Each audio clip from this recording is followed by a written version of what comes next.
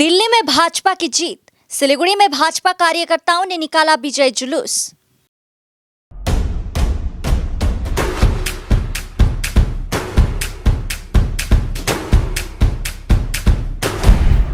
Stay tuned. Delhi में 27 सालों बाद हर जगह भगवा नजर आ रहा है। दिल्ली में आम आदमी पार्टी को बड़ा झटका लगा है। भाजपा को बहुमत मिल गया है। सिलीगुड़ी में जीत पर भाजपा कार्यकर्ताओं में खुशी का माहौल देखा जा रहा है। भाजपा के प्रवेश वर्मा ने पूर्व मुख्यमंत्री और आप प्रमुख अरविंद केजरीवाल को हराया। दिल्ली में भाजपा की बड़ी जीत से पूरे देश में भाजपा के नेता और समर्थक जश्न मना रहे हैं। विभिन्न स्थानों के अलावा सिलीगुड़ी में भी भाजपा की ओर से विजय जुलूस निकाला गया। यह जुलूस हाशमी चौक से शुरू होकर गुरु नानक चौक होते हुए पुनः हाशमी चौक पर समाप्त हुआ। इस जुलूस में भारतीय जनता पार्टी सिलीगुड़ी सांगठनिक जिला अध्यक्ष अरुण मंडल समेत अन्य भाजपा कार्यकर्ता उपस्थित थे।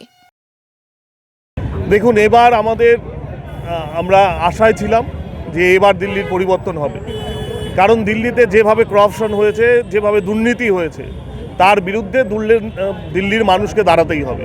এবং দিল্লিতে যেভাবে অনুন্নয়ন, যেভাবে ওখানকার নদী দূষিত হচ্ছে, বায়ু দূষিত হচ্ছে, তারপরেও যখন সরকার কিছু করছে না, তখন সেখানকার মানুষ যারা ভোটার তারা বুঝেছেন যে দিল্লিতে ডবল ইঞ্জিনের সরকার দরকার। তাই তারা দেশের প্রধানমন্ত্রী মাননীয় নরেন্দ্র মোদীর উপর আস্থা রেখেছেন এবং ২৬ বছর পরে তারা দুহাত তুলে আশীর্বাদ করেছেন ভারতীয় জনতা পার্টিকে।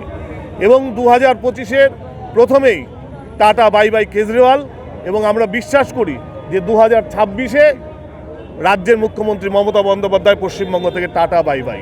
কারণ দিল্লির আপামর বাঙালি যারা বসবাস করেন তারা দুহাত তুলে বিজেপিকে আশীর্বাদ করেছেন। এবং এই বাংলাতেও সেই বাঙালিদের যারা পরিবার পরিজনরা আছে তারাও দুহাত তুলে আশীর্বাদ করবে।